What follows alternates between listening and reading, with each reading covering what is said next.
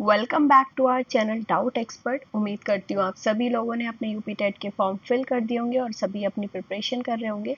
आज हम UP TET 2026 की मैथ्स के लिए लेके आए हैं एक topic that is unitary method, यानी कि एक एक नियम। ओके, छोटा सा टॉपिक है और इजी टॉपिक है। आप कह सकते हो कि पूरे ही सिलेबस का आपका एक बहुत इजी टॉपिक है। इससे आपको एक क्वेश्चन मिल जाता है यूपी टेट के एग्जाम में। चलिए, होता क्या है यूनिटरी मेथड, या फिर जिसको बोल देते हो आप एक एक नियम। अगर हम इसे बात करें, देखो एक एक नियम या यूनिटरी मेथड का मतलब क्या है। यूनिटरी यानी कि यूनिट से बना हुआ। यूनिट यानी कि किसी भी एक वस्तु को हम बोलते हैं ना वन यूनिट, तो वहां से आपका बना हुआ है। ठीक है, क्वेश्चन आपके कुछ इस तरह से बन जाते हैं। फॉर एग्जाम्पल, बहुत ही सिंपल सा एग्जाम्पल मैं आपको दूंगी यहाँ पे कि अगर आपको बोल दिया है कि 10 पेन आपको मिलते हैं, या फिर 10 पेन का जो प्राइस है वो आपका 100 रुपीज़ है, तो एक पेन कितने में मिलेगा। तो एक पेन कैसे पता लगेगा आपको। जो 100 रुपीज़ है उसको आप डिवाइड कर दोगे इस 10 से, तो ये आ जाएगा आपका 10 रुपीज़। यानी कि क्या मिला कि वन पेन आपको मिल जाएगा 10 रुपीज़ में। यही आपका यूनिटरी मेथड है। अब जैसे ही आपने वन पेन निकाल लिया, अब चाहे आप टू पेन्स का प्राइस निकाल लो। टू पेन कितने का हो जाएगा, 10 की मल्टीप्लाई कर दीजिए 2 से, 20 रुपीज़ कितने का भी निकाल दो। अब आप 40 पेन्स के भी कोर्स निकाल सकते हो। 40 पेन्स कितने में आ जाएंगे, 10 मल्टीप्लाई टू 40 यानी कि हो जाएगा 400 रुपीज़। तो यही होता है आपका यूनिटरी मेथड। इसी के बेस पे हम डिफरेंट डिफरेंट टाइप्स के क्वेश्चन कवर करेंगे। चलिए फिर करते हैं अपने क्वेश्चन। क्वेश्चन नंबर 1 है, सारे जो हमारे जितने भी टाइप्स के क्वेश्चन रहेंगे वो इस वीडियो में हम कवर कर लेंगे। साथ में मैं आपको बता भी दूंगी कि लास्ट ईयर पीवाईक्यू में आपको किस तरह के क्वेश्चन पूछे जाते हैं। एक दो एग्जाम्पल दे दूंगी। ठीक है, चलिए क्वेश्चन नंबर 1 है आपका, बहुत ही सिंपल सा रहेगा। एक पेन की कीमत 12 रुपए है, तो 8 पेन की कीमत क्या होगी। बहुत ही सिंपल। एक पेन कितने का है, 12 रुपए का। अब आप सभी को पता है कि अगर आपको 8 पेन की कॉस्ट फाइंड करनी है तो कैसे फाइंड करोगे। भाई एक पेन अगर 12 का है, एक पेन 12 का है, तो इसी तरह 8 पेन कितने हो जाएंगे। अब 12 में 12 12 तो प्लस नहीं करोगे, तो 12 की मल्टीप्लाई 8 से कर दीजिए। 8 टू ज़ा 16, कैरी 1, या फिर 12 8 डायरेक्टली 96 रुपीज़। तो इसका आंसर डायरेक्टली हो जाता है आपका कितना, 96 रुपीज़। क्लियर, समझ आ गया होगा सबको।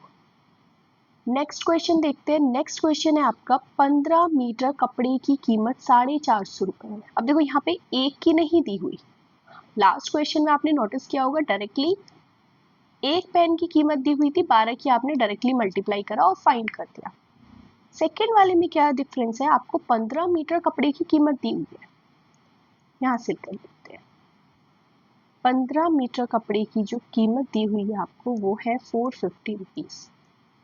फाइंड करनी है आपको 7 मीटर कपड़े की कीमत। कैसे फाइंड करेंगे, सबसे पहले तो जब भी आपको किसी और की दी हुई है तो आप 1 मीटर की फाइंड कर लो। कैसे फाइंड करेंगे, 450 को डिवाइड कर दीजिए 15 से, 15 3 ज़ा 45, एक जीरो, यानी कि 1 मीटर की जो कॉस्ट है वो आपकी आ जाती है 30 रुपीज़। अब जैसे ही किसी भी चीज़ में 1 मीटर की कॉस्ट आपने फाइंड कर ली, तो 7 मीटर की तो फाइंड करना ईजी हो गया। अगर 1 मीटर कपड़ा 30 रुपए का है तो 7 मीटर कितने का हो जाएगा, 30 मल्टीप्लाई टू 7, 7 3 ज़ा 21, 210 रुपीज़। आ गया आंसर। इसी तरह लेवल बढ़ते जाएंगे, क्वेश्चंस यही रहेंगे सारे, इसी बेसिस पे रहेंगे। तो बेसिक समझना जरूरी है। बहुत इजी टॉपिक है, सब लोग कर सकते हैं, बट कर लीजिए क्योंकि यूपी टेट में आपसे पूछा जाता है क्वेश्चन। थर्ड क्वेश्चन इसी तरह का, एक दर्जन। अब देखो दर्जन पे पूछ लिया, एक दर्जन पेन की कीमत। तो अगर हम बात करें एक दर्जन की, तो एक दर्जन में हमें पता है कितना होता है, 12 यूनिट्स होता है ना, जो भी हो। तो यानी कि अगर उसने एक दर्जन पेन की कीमत दी हुई है, तो एक दर्जन पेन यानी कि उसने 12 पेन की कॉस्ट दी हुई है हमें। कितने की, 12 पेन की। कितनी है, 240 रुपीज़। तो अगर मुझे यहाँ से एक पेन की कॉस्ट फाइंड करनी हो तो कैसे फाइंड करूंगी, 240 को डिवाइड कर दीजिए 12 से, 12 टू ज़ा 24 जीरो, यानी कि आपकी 1 पेन की कॉस्ट आ जाती है 20 रुपीज़। जैसे ही 1 पेन की आ गई, फाइंड कितने की करनी है, 8 पेन की। तो 8 पेन की फाइंड कर लीजिए। 8 पेन कितने के हो जाएंगे? 20 मल्टीप्लाई टू 8 यानी कि 160 पेन्स। प्रैक्टिस के लिए और क्वेश्चन करते हैं आगे। देखो ये भी सेम है, आपको 2 दर्जन, अभी हमने 1 दर्जन का बता रहा था, अब 2 दर्जन फाइंड कर लीजिए। अब जैसे मैंने बताया कि 1 दर्जन में कितने होते हैं? 12 यूनिट होता है ना, कुछ भी चीज़ हो दर्जन में, आम हो, बनाना हो या कुछ भी हो, 12 यूनिट होते हैं। इसी तरह अगर वो बात कर रहा है 12 दर्जन की, तो 2 दर्जन में कितने मैंगो आ जाएंगे? Obviously 12 into 2 24 mango, right. तो 24 मैंगो का कॉस्ट कितना दिया हुआ है? 360। तो यहाँ से 1 मैंगो का फाइंड कर लो, कितना आ जाएगा? 360 डिवाइड बाय 24, 24 से डिवाइड करोगे, 24 1 सा 24, रिमाइंडर विल बी 12, 24 5 सा, यानी कि आपकी कॉस्ट आ जाती है 15 रुपीज़। फाइंड करना है आपको 5 आम का, 5 आम यानी कि 5 मैंगो, ये हो जाएगा आपका 15 मल्टीप्लाई टू 5, 5 5 ज़ा 25, कैरी 2 5 ज़ा 5 6 7 75 रुपीज़ आ गया, है ना सिंपल से। तो चलिए करते हैं नेक्स्ट, उस पे बढ़ते हैं। अपना क्वेश्चन नंबर 5 है आपका, 1 दर्जन पेंसिल की कीमत 120 रुपए है, तो 3 जोड़ी पे। अब देखो अभी दर्जन की बात कर रहा था, अब उसने कहीं पर ये वर्ड ले आया जोड़ी, यानी कि पेयर। तो 1 दर्जन पेंसिल की कीमत, 1 दर्जन पेंसिल की अगर मैं बात करूं तो कितनी होती है? 12 पेंसिल्स होंगी ना। तो अगर उसने 1 दर्जन पेंसिल की कॉस्ट दी हुई है, यानी कि उसने हमें दिया हुआ है 12 पेंसिल की कॉस्ट, तो 12 पेंसिल्स है आपकी 120 रुपीज़ की। तो 1 पेंसिल कितने की होगी? सिंपल है फाइंड करना, डिवाइड कर देंगे। 120 डिवाइड कर दीजिए 12 से, हो जाएगा 10 टाइम। तो 1 पेंसिल आ गई आपकी 10 रुपीज़ की। बट हमें फाइंड करनी है 3 जोड़ी। अब 3 जोड़ी के लिए देखिए, 3 जोड़ी यानी कि 3 पेयर में कितना होता है? अभी 1 पेयर कितना होता है? अगर एक पेयर की बात करें तो उसमें 2 होते हैं, एक पेयर यानी कि 2 जोड़ी, यानी कि 2 की तो एक जोड़ी होती है। तो 3 पेयर में कितने हो जाएंगे? 3 मल्टीप्लाई टू 2 6 हो जाएंगे। तो अगर 3 पेयर की बात कर रहा है वो, 3 पेयर यानी कि 6 पेंसिल की बात कर रहा है। और 6 पेंसिल कितने की हो जाएगी? अगर एक पेंसिल 1 रुपए की है तो 6 पेंसिल हो जाएंगी 10 इंटू 6 यानी कि 60 रुपीज़ की। क्लियर हो गया होगा, अच्छे से समझ आ गया होगा। चलिए थोड़ा सा ट्रिकी हो गया था क्योंकि पहले दर्जन दिया हुआ था, दर्जन से 1 पेंसिल की फाइंड करी थी, फिर हमने फाइंड करी थी जोड़ी की। नेक्स्ट इसी के बेस पे इसी तरह का एक और क्वेश्चन है कि 3 दर्जन अंडों की कीमत, 3 दर्जन यानी कि कितना हो जाएगा? अगर मैं 3 दर्जन की बात करूं तो 12 मल्टीप्लाई टू 3, क्योंकि एक दर्जन में 12 होते हैं, तो कितने हो गए? 36x की बात कर रहे हैं। तो हमें 36x की प्राइस या कॉस्ट कितना दिया हुआ है? 180 रुपीज़। तो 1 एग का कितना आ जाएगा? 1 एग आ जाएगा आपका 180 डिवाइड बाय 36। 180 को डिवाइड करोगे आप 36 से तो ये आपका जाएगा 5 टाइम्स, यानी कि एक एग आपका 5 रुपीज़ का है। और फाइंड करना है आपको कि एक जोड़ी अंडों की कीमत कितनी होगी। अगर आपने एक एग की फाइंड कर ली, अब एक पेयर कितने का है? जोड़ी की बात कर रहा है ना, जोड़ी यानी कि एक पेयर। तो एक पेयर एग में कितने होते हैं? एक पेयर एग यानी कि 2x। तो 2x कितने के आएंगे? अगर एक एग 5 का है तो 2x हो जाएंगे 5 मल्टीप्लाई टू 2 यानी कि 10 रुपीज़ के। आ गया आंसर, सिंपल सा था। चलिए फिर मूव करते हैं अपने नेक्स्ट क्वेश्चन नंबर 7 पर। थोड़ा सा डिफरेंट जाएगा, ये वाले जो हमारे क्वेश्चंस होते हैं वो हमारे आ जाते हैं आपके वर्क के ऊपर, ठीक है, वर्क एंड टाइम बोल सकते हो। तो यहाँ से अगर आप देखोगे, नोटिस करोगे, तो जैसे आपको दिया हुआ है कि 20 मजदूर 10 दिन में काम करते हैं, जो पूरा काम है तो 20 मजदूर 10 दिन में काम कर देते हैं, तो उसी काम को 25 मजदूर कितने दिन में काम करेंगे। अब देखो अगर आप यूनिटरी मेथड से उस तरह से कर रहे होंगे तो आप क्या करोगे कि भाई 20 मजदूरों ने 10 दिन में काम कर दिया, तो एक मजदूर कर देगा 10/20 में, यानी कि हाफ आ गया आपका। और अगर आपको 25 मजदूरों से काम कराना है तो 1/2 इंटू 25। बट ये होता है आपका गलत वे, जब भी वर्क और टाइम के ऊपर बात कर रहा होता है तो हम इस बेसिस पे इसको सॉल्व नहीं करते, क्योंकि वहां पे काम सेम है। तो होता क्या है कि जितने भी दिन में जो मैन है, कितने मैन हैं और वो कितने टाइम में वर्क कर रहे हैं, वो एक कांस्टेंट होता है, यानी कि वो वर्क के इक्वल होता है और वर्क सेम ही रहेगा, वो कांस्टेंट होता है। समझ गए? तो करना क्या है कि आप ये कांस्टेंट फाइंड कर लीजिए कि 20 मल्टीप्लाई टू 10, 20 मजदूरों ने 10 दिन में काम किया, तो टोटल कितना काम किया? 200 हो गया। ऐसे ही 25 मजदूर कितने दिन में काम करेंगे? तो अगर हमें रिक्वायर्ड टाइम फाइंड करना है कि 25 मजदूर कितने दिन में टाइम काम करेंगे, तो इस 200 को डिवाइड कर दोगे आप 25 से। कितनी बार जा रहा है? 8 टाइम्स। तो यही आपका आंसर हो जाएगा 8 डेज में। तो हमेशा जब भी वर्क एंड टाइम के ऊपर क्वेश्चन होगा, इस मेथड से नहीं, इस मेथड से जाना है। प्रैक्टिस के लिए इसके बेसिस पे एक क्वेश्चन और मिलेगा आपको। क्वेश्चन नंबर 8, 12 आदमी 6 दिन में काम पूरा करते हैं। तो वही मैंने बताया, फिर से वही वाली चीज आएगी, जितने भी मैन है मल्टीप्लाई जो भी कितने टाइम में कर रहे हैं, वो आपका टोटल वर्क आ जाएगा, यानी कि वो एक कांस्टेंट होता है, उसी के बेस पे हम काम करेंगे। क्लियर? तो हमारा जो वर्क है वो कितना आ जाएगा? मैन इंटू टाइम, कितने आदमी है? 12 आदमी कितने दिन में काम पूरा कर रहे हैं? 6 दिन में, यानी कि 72 आ गया। राइट? अब यही इसी काम को, यही जो काम है आपका 72, उसी काम को 4 आदमी कितने दिन में काम करेंगे? डे यानी कि कितने दिन में काम करेंगे, तो कितने डेज आ जाएंगे? 72 को डिवाइड कर दीजिए 4 से, ये जाएगा आपका 4 1 जा 4, 4 8 जा, यानी कि आपको मिल जाएगा 18 डेज। तो उसी काम को 4 आदमी 18 दिन में पूरा करेंगे। तो इस तरह से करने हैं आपको वर्क एंड टाइम के, याद रख लेना, एक दो क्वेश्चन और प्रैक्टिस कर लेना। कहीं पे लगेगा कोई कंफ्यूजन, कमेंट कर दीजिए या टेलीग्राम पे मैसेज कर दीजिए, मैं उसको क्लियर कर दूंगी। ठीक है, चलिए क्वेश्चन नंबर 9 है आपका, थोड़ा सा डिफरेंट हो सकता है। एक दुकानदार 1 दर्जन संतरे 120 में खरीदता है। एक शॉपकीपर है, कोई दुकानदार है, उसने 1 दर्जन संतरे कितने में खरीदे? तो खरीदने की बात कर रहा है, खरीदने की बात कर रहा है, यानी कि आपको क्या दिया हुआ है? कॉस्ट प्राइस दी हुई है। राइट? क्रय मूल्य आपको दिया हुआ है यहाँ पे 1 दर्जन संतरों का। तो वही अगर मैं यहाँ पे लिख दूं कि जो कॉस्ट प्राइस है, जो क्रय मूल्य है 1 दर्जन संतरे की, वो कितनी आ रही है? वो आपकी है 120 रुपए। करेक्ट? अब वो एक संतरा 12 रुपए में बेच रहा है। ठीक है, तो जो सेलिंग प्राइस है, यानी कि जो विक्रय मूल्य है आपका एक संतरे का, selling price of 1 orange, only सिर्फ वो एक ऑरेंज की बात कर रहा है, तो वो कितना है? 12 रुपए।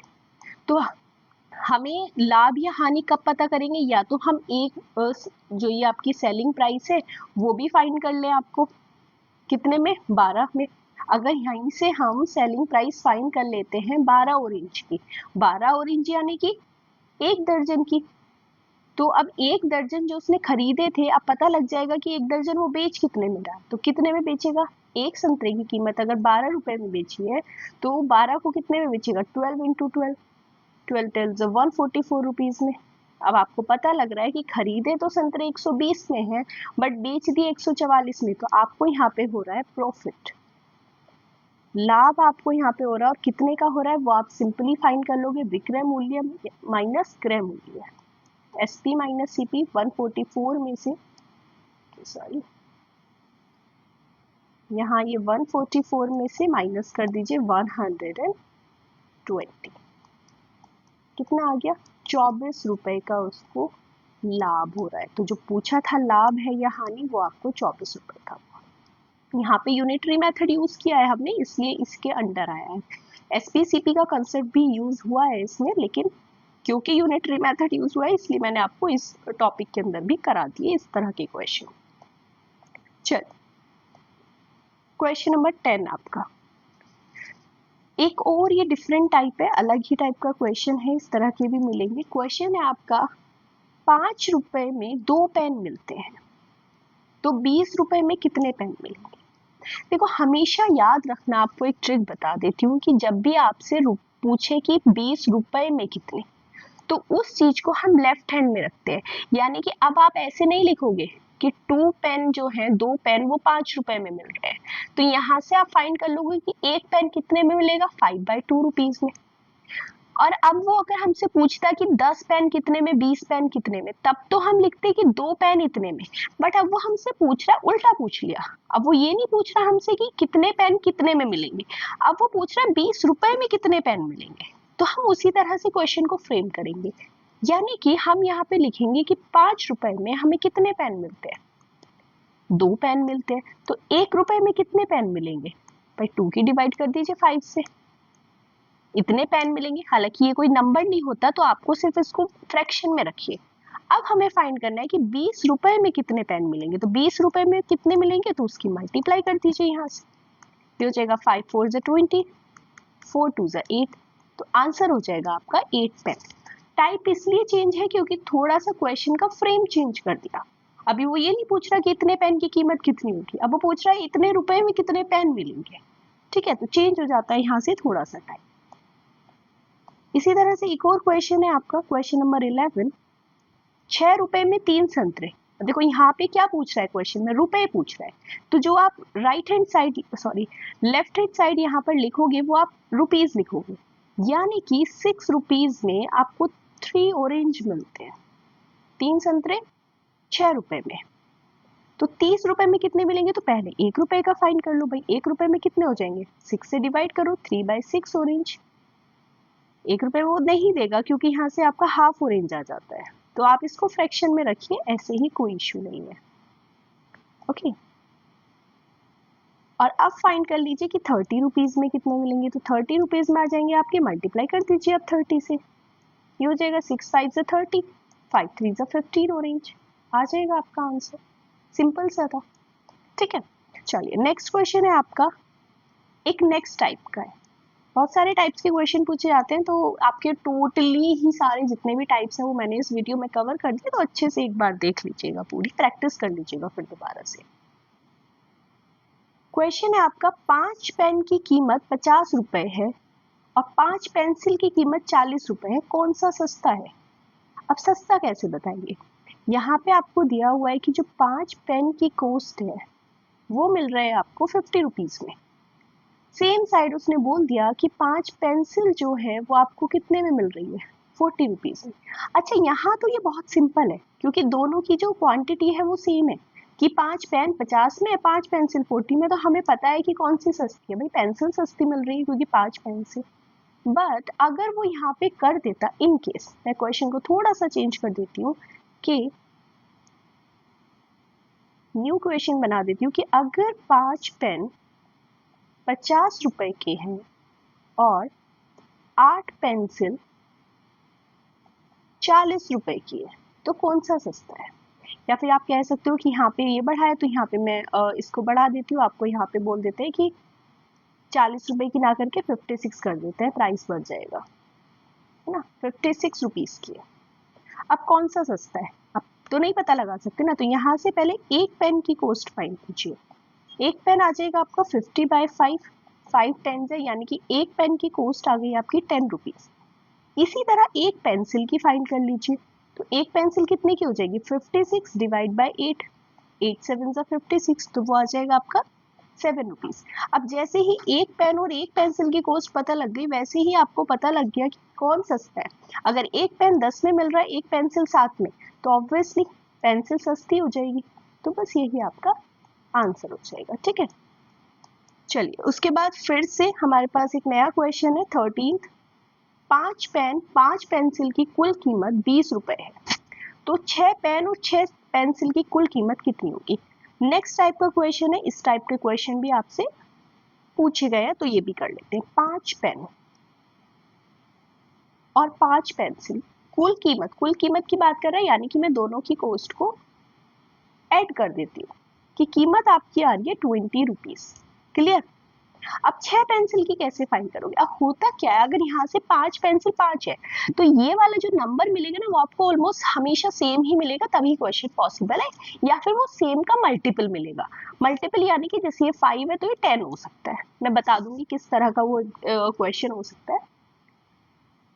चलिए, तो यहाँ पे 5 पेंसिल और 5 पेन की कीमत होगी। अगर मैं इसको 5 मल्टीप्लाई टू लिख दूं कि एक पेन और एक पेंसिल की कीमत कितनी हो जाएगी, 20 ही है, तो इसको 5 से अगर हम डिवाइड कर देते हैं तो एक पेन और एक पेंसिल की कीमत आ जाएगी 20/5, यानी कि 4 रुपीज आ गई दोनों चीज की। एक पेन और एक पेंसिल आपको 4 रुपए में मिल रहा है।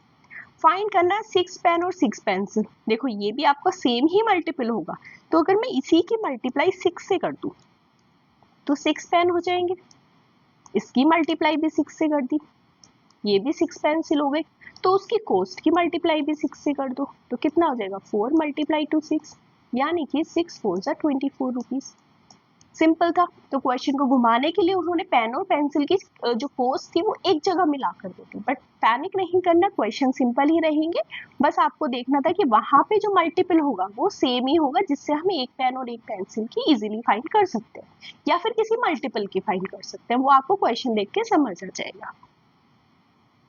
चलिए इसी तरह का एक और क्वेश्चन आपका है, क्वेश्चन नंबर 14 और लास्ट क्वेश्चन रहेगा, फिर मैं एक दो क्वेश्चन आपको दिखा दूंगी प्रीवियस ईयर के।